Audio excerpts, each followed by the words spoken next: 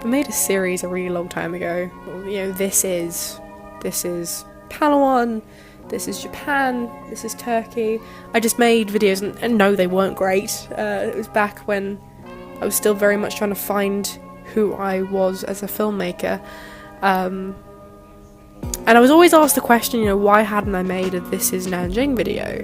And I always kind of fluffed around the answer because I don't think I really knew why I hadn't made one. You know, it was somewhere I grew up, spent 5 years in a place. Why hadn't I made a video? Surely I'd had enough footage for it. You know, and I think now, after not living there and having completely moved away, I understand why I didn't make that video. It's because when you live somewhere, you have no idea how you're going to be able to capture a city in its entirety, in the way that you see it as your home.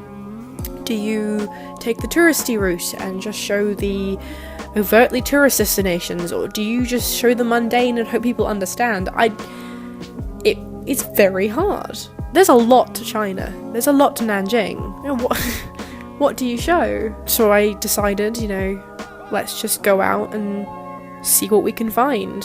You know, I want to be able to show the fact that every couple of minutes, well, that's a bit of an exaggeration, every now and then you get stopped and asked for a photo. That's mad, isn't it?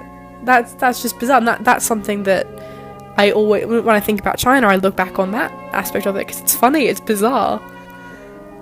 I want to be able to show how crammed and crazy it is, but also how quiet it can be, how still things can become. If you'd have asked me to make this video 5 years ago, I don't think I would have captured that. I would have just been like, well, it's always busy. It's always nuts. It's not.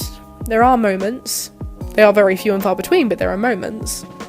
It is scary trying to be able to capture somewhere and do it justice in a video, and I don't even know if I can do it here. But I'm gonna try. It's really odd. It's really odd. I think I've romanticised Nanjing in my head, but then again, who doesn't romanticise their childhoods? I look back at Nanjing with complete and utter fondness. An unadulterated love for Nanjing, honestly. It's mad. Things changed. You know, I got back there and a couple hundred more buildings had been put up, and construction was still underway, and what was once an empty space is now a 4-story apartment block.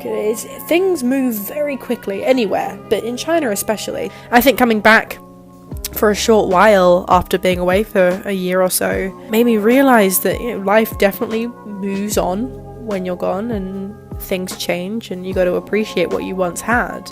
I don't want to turn this into me waxing poetic about life and about Nanjing and about how much I yearn for the past, because that's not what I want this to be.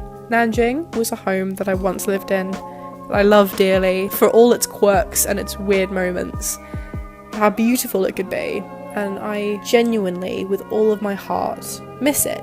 But I'm glad that I can go back on the odd occasion and witness what I used to be surrounded by, and then appreciate that from afar when I leave. I don't know, this may still not have done it justice, but to me, this is Nanjing. This is where I used to call home.